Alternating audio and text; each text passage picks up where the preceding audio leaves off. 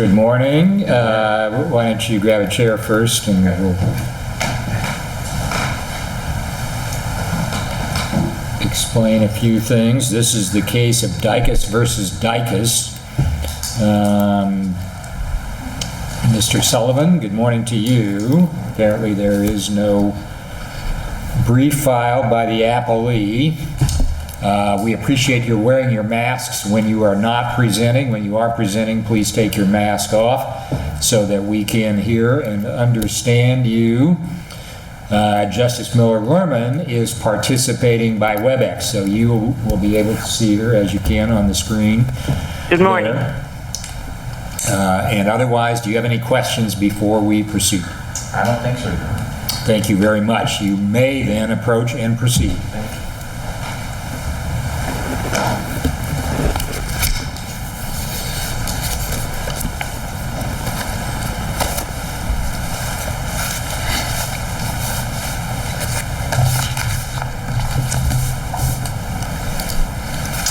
May it please the court.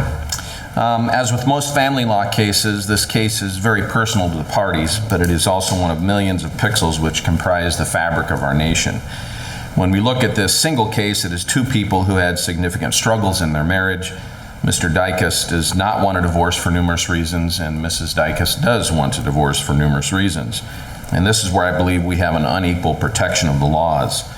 One party will receive a divorce by testifying that in spite of efforts to save it, it is irretrievably broken. The other party cannot stop that. It's kind of like trying to hold back an avalanche.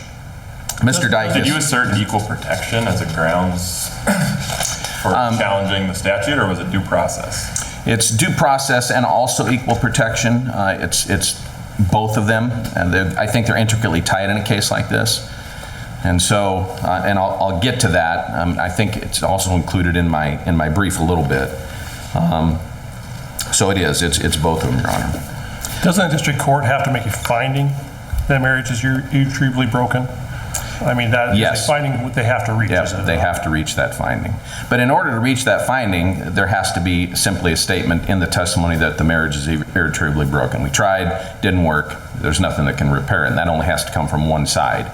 But if the other side disputes that, then there's a factual dispute for the court to decide. There should be. In practice, you typically don't see that in district court. And so... Was there anything that prevented you in this case from offering evidence that the marriage was not irretrievably broken? Yeah, I can't point to anything specific in the record in this case which we tried to present evidence and were prevented from doing so. From the get-go in this case, Your Honor, my client, for personal reasons and for because of his faith, didn't think that he could cooperate with the process because he doesn't believe in divorce. And so... I beg your pardon, may I interrupt? And I'm sorry I didn't do this sooner. Is this correct that custody and children are not involved in this matter? Correct. Is that correct? Yep, there's no minor children in this case. However, there are adult children, and therefore, one of my points in this, and I believe it's even in my brief, is pointing out that in every divorce case, it's not limited just the parties in the caption. There's other people that are involved, and kind of in the beginning of my oral argument, I point out that this is just one pixel in many of the fabric of our nation. So what we have is kind of a ripple effect from every divorce, unintended consequences, you might say. These people are certainly focused on their own interests and their own needs, but it affects society as a whole. And I think that an argument can be strongly made that this is why we're seeing a lot of chaos in our society today, because of the breakdown in the institution of marriage, which I think, and many have argued... Is that an issue for the legislature rather than this court? To an extent. I think there's something that the Supreme Court can do about this as well. I think that the legislature certainly has to make it, and this sounds kind of against reason, but the legislature needs to make it a little more difficult to get into marriage, so people go through some certain steps before they get into it. Because right now, the best example of how to live a married life comes in the home. So a young child looks at how their parents are treating each other, how they're dealing with difficulties, how they overcome those things, and that teaches children how to treat their spouse and how to treat their children. But in today's society, we have about 45 million children that are being raised without two parents in the home, and so they don't get to see that. So we've taken away the best education for our future married couples because they don't have that experience in their lives. The second best place, and the legislature has to take care of that. The second place is maybe in education prior to, during that engagement period. So that might be in high school classes, which we all know is going to have pretty limited effect, but maybe engagement courses. So in order to get your marriage license or to follow through with your marriage license, you have to show that you've gone through some sort of an engagement course, which some countries do. Poland is an example of that. Does the state have to be in the marriage business at all? I don't think it does, but it is. And so, and we've seen that in Supreme Court cases such as Windsor and Obergefell, and the relationship cases like Lawrence v. Texas. And Does the state have to permit divorce at all? No, I don't think the state has to permit divorce. But as I argue in my brief, in some cases, it is in the best interest of actually both parties and society that we do allow people to separate, and maybe not necessarily divorce, but at least legally separate. And so there is two sides to that story, in cases of abuse and other problems. This is a statute that's been on the books for longer than I've been a lawyer. Yeah. Isn't it curious that it's being brought up at this point in time? I don't know that it's curious. I know that it is being brought up, and it has been brought up before, but not certainly not successfully, and I don't think thoroughly. And I think that given the current state of society today, it's the perfect time to talk about this case. So is your challenge substantive due process? Like I say, I think it's both a due process and an equal protection. What process, from a procedural standpoint, was your client deprived of? So, as recognized in cases like Obergefell, there's certain things that you simply get as a benefit through marriage. I think that case references over 1,000 federal benefits are tied to marriage. Due process, not procedural. That's true. That is substantive due process as opposed to procedural. To return to my previous question, was there any procedural due process of which you've been deprived? I think the bare minimum of procedural due process is inherent in the statutes. I think when you say that there has to be a finding by the court that there is a marriage that is irretrievably broken, then I think that may meet the bare minimum of the standard, but only if the court then, I guess, procedurally follows through with that and in reality says, well, let's investigate whether there is evidence that would say whether or not the marriage is irretrievably broken. What has happened? If the parties don't bring it up, if one says the marriage is irretrievably broken and there's no contest, the court has some duty sua sponte to do something itself? Yeah, the problem. From where do you draw that? From whence does that obligation spring? Yeah, I think at that point there has to be a balancing test. Wouldn't it actually be unethical for a judge to do his or her own investigation into a matter that, into a disputed, litigated matter that was brought before the court? Yeah, I think if it's not laid out in front of them, there's nothing they can do with that. And so if the parties stipulate that there has been, the marriage is irretrievably broken, they've put forth some effort to reconcile and can't do it, then I think it takes care of that question in total. And in this situation, there was only one side that appeared at the final hearing, and that individual testified the marriage is irretrievably broken. That's correct. That's all the evidence the court had to consider that issue. That's correct. So what's the court to do in that situation? The court in that situation, I think, still has to look at it and for themselves to actually make a thorough finding as to what has happened and, could the marriage benefit from further therapy or counseling or efforts to reconcile. So the court should question that party that's present to ask what processes were put in place, what efforts were made, what else could be done. That the court should do that additional inquiry? I don't think that's incumbent upon the court under those circumstances. I think if one of the parties has alleged in some pleading that the marriage is not irretrievably broken, that might be enough. Can that be overcome by testimony that says, no, it is irretrievably broken, and that's it? I think there you have two parties, like I say, one wants the divorce, one doesn't. They're both on equal terms in that situation.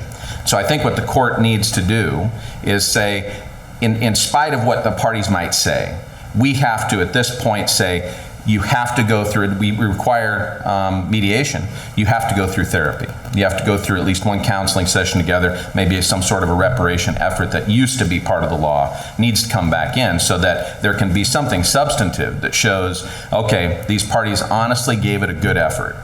So if the party... Let me see if I can circumscribe your argument or make sure I'm following it. Are your remarks directed only to irretrievably broken as a basis, or, for example, if there were testimony only perhaps by one party about interfamily violence, then what would the court do if that was the basis for the one party that was appearing? Thank you.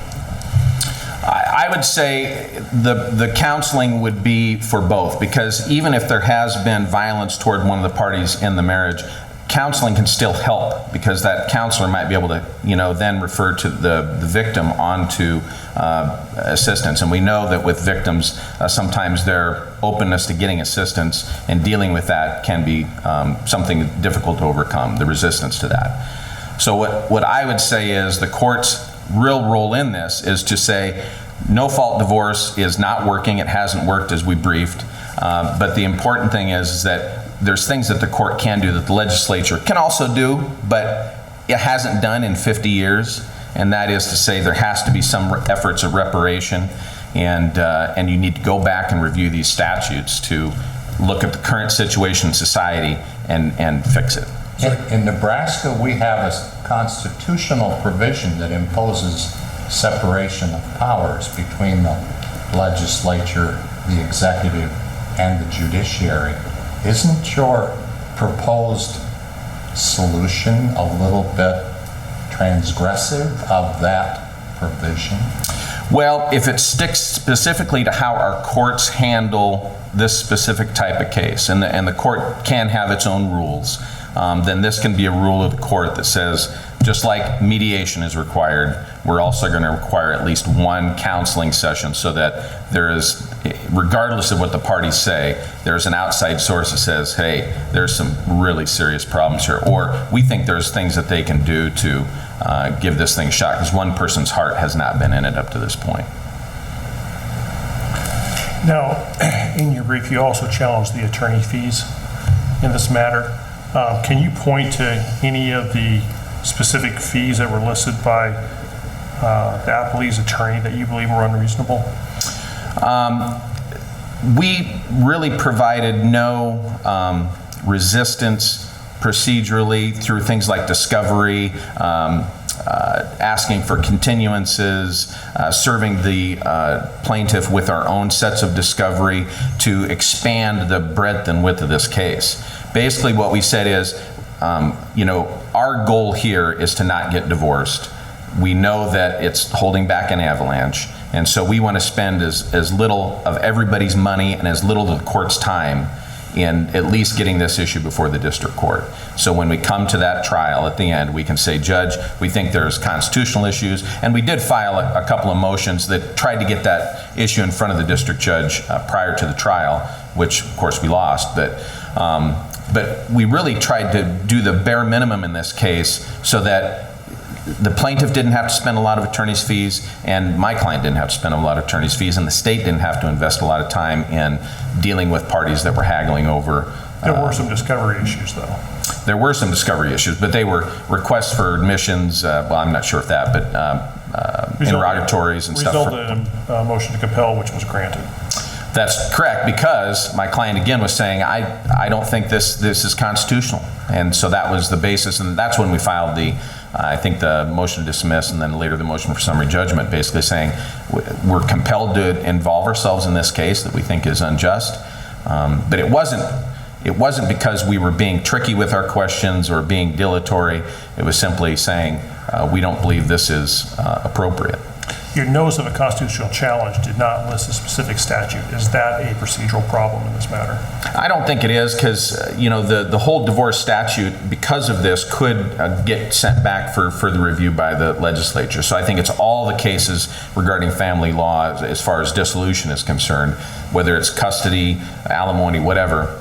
all those are encompassed in this. So it's just a general request to not only have the court take action within family law cases, but also to have the legislature go back and say, well, our no-fault divorce statutes have been found to be unconstitutional. Let's go back and make sure that they comply with the Constitution. Thank you. Are there such findings by this branch, by the court in other jurisdictions? I've found none. There were some cases that I reviewed early on in this case, and you know, I probably didn't see them all. I'm sure I didn't. But basically what is happening in these cases, people are trying to bring them up, and it looked to me like they were constantly, I guess, overlooking a necessary procedure, a statute. They didn't have a key bit of evidence in the case, and so they weren't decided primarily on all of the merits of the case. So unfortunately, I don't think it's had a thorough review in any state up to this point. And hopefully we've done what we need to do to get the review thorough before this state. Thank you. All right. Thank you Your very Honor. much. All right. Thank you.